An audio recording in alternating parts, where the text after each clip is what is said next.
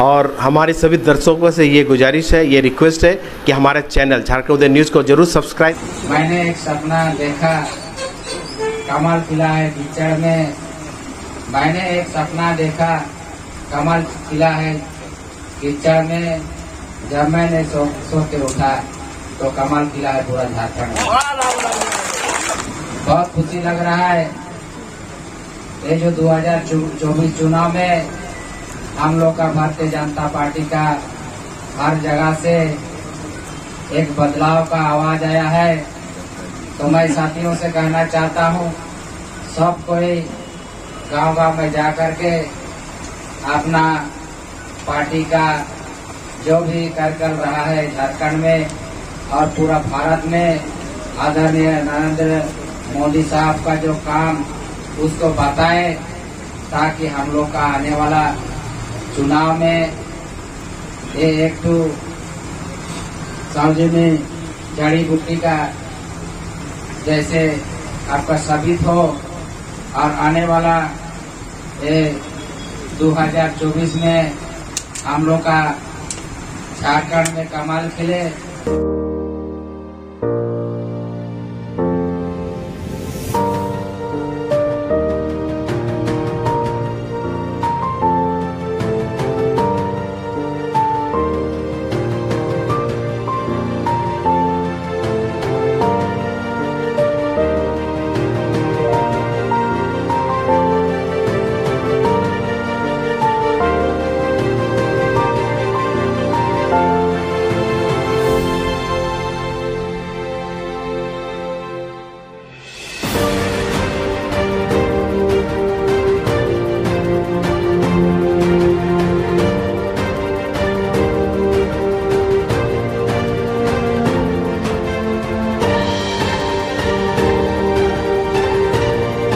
से करेंगे तो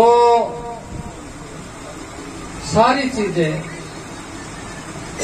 अच्छे ढंग से और उसका परिणाम अच्छा निकलेगा। इसलिए भारतीय जनता पार्टी में कार्यालय, कार्यक्रम और कोष, इसकी बिल्कुल स्पष्टता होना चाहिए। कार्यालय जहां आदमी बैठ के अच्छी चर्चा करे, सोचे, समझे, विचारे और उसको कार्यक्रम के माध्यम से आगे बढ़ाए और हर जन को जोड़ते हुए एक सशक्त समाज का निर्माण करे, जिससे राष्ट्र, राज्य और हमारा गांव मजबूत हो। और इसलिए आज ये जो कार्यालय का उद्घाटन हो रहा है, ये काफी महत्व रखता है कि आज हमने इस कार्यालय का उद्घाटन करते हुए इस संकल्प से कि कार्यालय, कार्यक्रम और कोष हमारे दल में कार्यालय, कार्यक्रम और कोष जनता के माध्यम से ही व्यवस्थित होती है। आप जानते हैं 10 करोड़ से अधिक कार्यकर्ताओं की टोली है, सदस्य है और आप कार्यकर्ता, इसलिए आपको मालूम है कि आपके कोष से अब जब सदस्य का, क्योंकि यहाँ सदस्य का लगातार कार्यक्रम चलता है और उसके माध्यम से कोष जमा होती है और उस कोष का उपयोग हम राष्ट्र के लिए वैचारिक दृष्टि से आगे बढ़ते हुए करते हैं।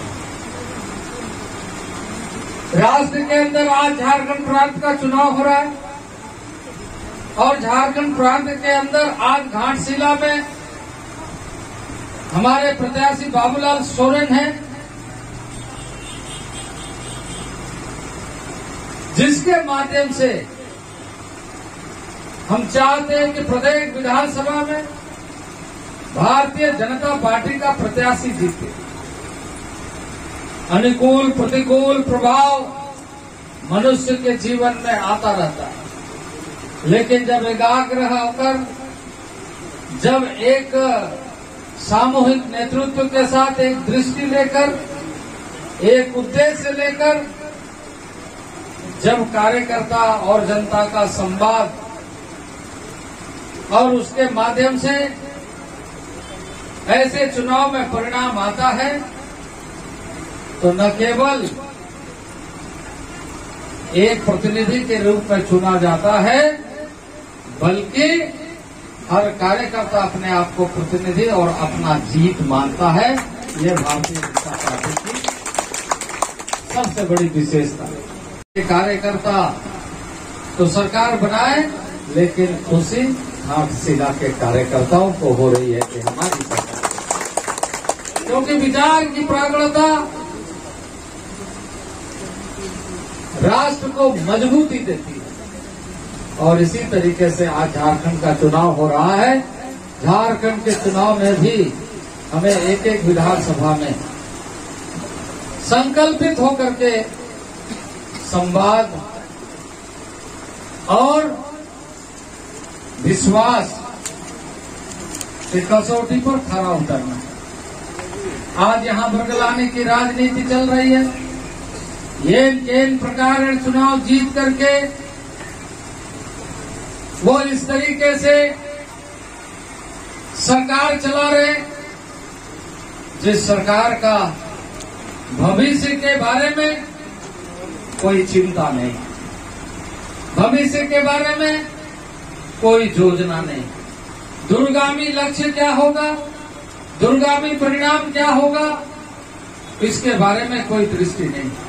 इसलिए प्रलोभन के बल पर, इसलिए इमोशनल तरीके से संवेदनाएं जगा करके जो उसका दायित्व है उसकी बात आज नहीं कर रहे, बात कर रहे हैं इस तरीके से कि वो किस ढंग से लोगों को भ्रमित करे, भ्रमजाल में लेकर के आए। 5 साल का लेखा जोखा देखेंगे तो आपको 5 साल के लेखा जोखा में ये दिखाई देगा कि यह सरकार जहां राज्य को आगे बढ़ाना चाहिए तो राज्य पीछे की तरफ लुढ़कना प्रारंभ हो गया, क्योंकि आपस में उलझाने का काम इस सरकार ने ज्यादा किया। मैं आपको बताना चाहता हूं कि जब हमारी सरकार थी उस समय हमने ग्राम सभा को मजबूत करने के लिए, माझी परगना मुंडा मानकी को सशक्त करने के लिए एक व्यवस्था कायम किया। उसी तरीके से पंचायती राज को मजबूत करने के लिए हमने पंचायत का चुनाव संपन्न कराया।